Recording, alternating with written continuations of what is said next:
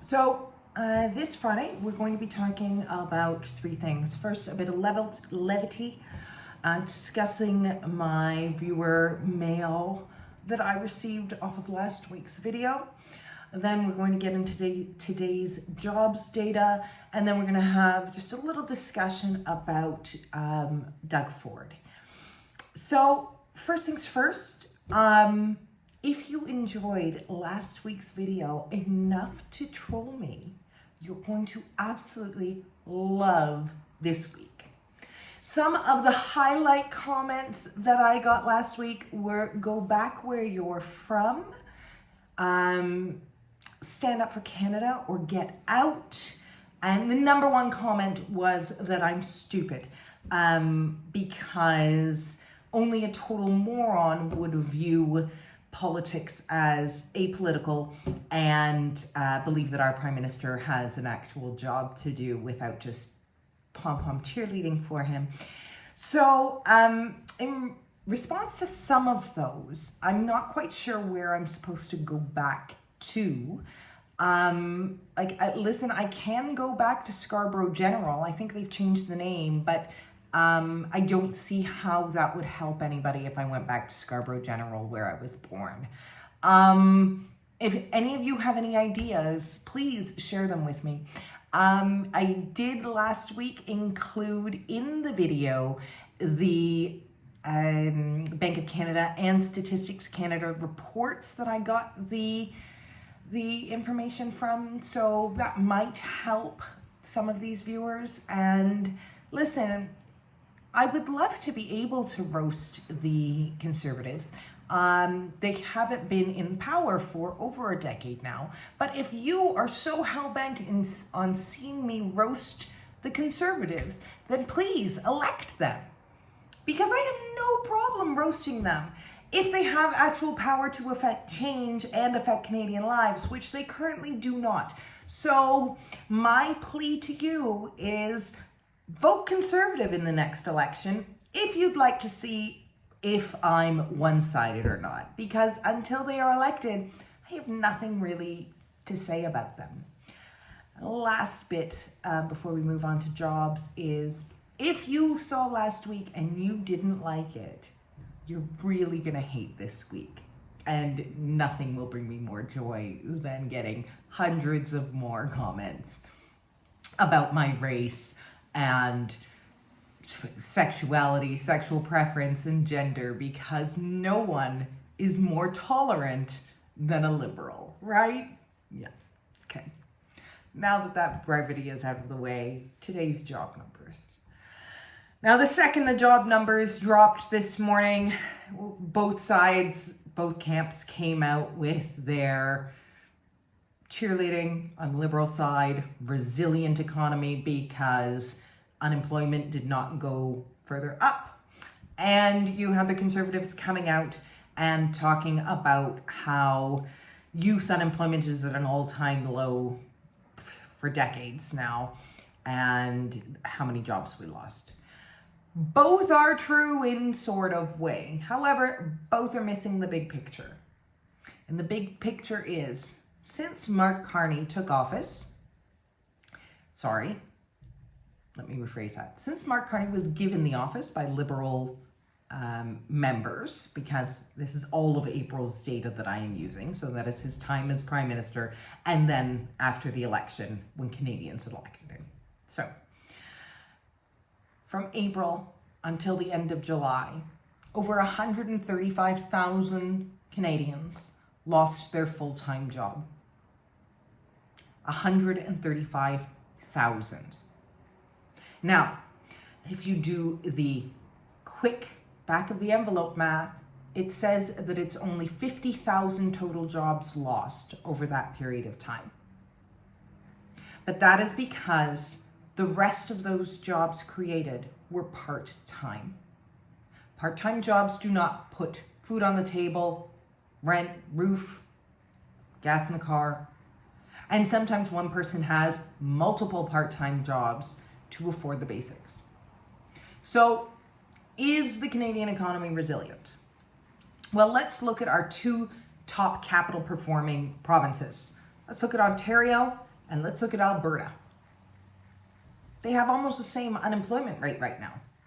Yes, the country as a whole has an unemployment rate in July of 6.9%. Alberta is at 7.9%. And our most populated province, Ontario, 7.9%. Now, within that 7.9%, you have each city in Ontario. Toronto, over 9% unemployment. Most of the 905, over 10% unemployment. And remember what I've said about the labor force survey, it is a grand generalization. Things are often far worse than this. So what is that actual number in Toronto? What is that actual number in Alberta? We know that in July, 17,000 people lost their jobs in Alberta. We know that oil and mining is taking a hit. We know that the lower dollar and lower price per barrel for oil right now means more layoffs in Alberta. So where is the resiliency? You know, if you don't look past the numbers, if you're a headline watcher, a ticker on the bottom of the television station watcher, oh, it's the same as last month. Not bad. It's the same as last month. That's good. But the way that they change the numbers, the way that you get to that percentage by just saying a part-time job equals a job, a gig work contract equals a job, giving up and saying, I'm going to try and be an entrepreneur because I have no other options, I'm self-employed. Not all of those are equal. Not all of those pay the bills. You know, and then you have all of the people who are self-employed. You have all of the realtors, you have all of the mortgage brokers, all of the insurance brokers, all thousands of people, artists, designers, everything you can think of who choose to be self-employed. Self-employment does not mean that they are getting paid a steady income right now. For all we know, they could be unemployed too, just without access to EI because they've been self-employed. So, are things good? Are we resilient? Is this elbows up? I don't think so. And now, into elbows up. What has happened to Doug Ford? It started last year, but he's a different Doug Ford, right? Like, we would all agree that he's a little bit different, and I understand he has to work closely in concert with the Prime Minister for the betterment of all Ontarians. I understand that, I defend that, I respect that. However, the man may have been dropped on his head as a child, because now he's going on every station he can possibly say, and he wants dollar for dollar tariffs. He wants dollar for dollar counter tariffs to hurt Canadians more while we already have really high unemployment? Where's the sense in that? You're worried about the counter tariffs hurting Canadians and Canadian jobs, but you want counter tariffs to hurt Canadians and Canadian jobs. That doesn't make any sense. And the absolute love in it with Mark Carney, like the memes that would have abounded if he had had a slumber party with Justin Trudeau. Like, it's too much.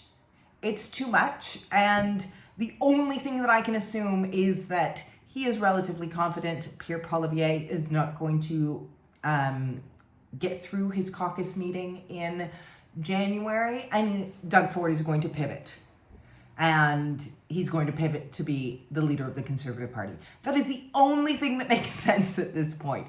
And if he does that, then he can broaden the base because, well, look at how friendly he is with Carney. Look at how friendly he has been with Carney. You know, they're buddies. He can't be a bad guy. And he can broaden the base of the CPC. If that is not the end game for Doug Ford. I have nothing left to say about it. Like, I honestly do not know what is going on with that man. Also, going on CNN to discuss how American tariffs are bad for Americans is like, I don't know, going to the Arctic and selling ice cubes. CNN's viewers are Democrats. CNN's viewers do not need extra motive to loathe their current leadership. They are literally the closest aligned with our needs. It's the wrong outlet. Now, is it possible that only CNN would have Ford on? Probably not. Maybe, I don't know. Fox News has been towing a pretty normal line lately. News Nation is a very balanced channel. But again, just what's going on with Doug Ford? Maybe he needs a vacation. Maybe the tariffs are taking a toll on him. But I don't know. And where the tariffs are concerned, it's been a week now. And what we've heard from Mark Carney is we're going to spend more Canadian dollars. That's it. We're going to spend more Canadian taxpayer dollars on retraining Canadians for jobs that no longer exist, because even healthcare lost jobs in July. So that's it. That's all I've got for you today. Please leave me some of those wonderful comments. I thoroughly enjoyed them last week. And Tuesday, I will be back with inflation. We get an inflation report on Tuesday, and I'll be back with that. Have a wonderful, wonderful weekend.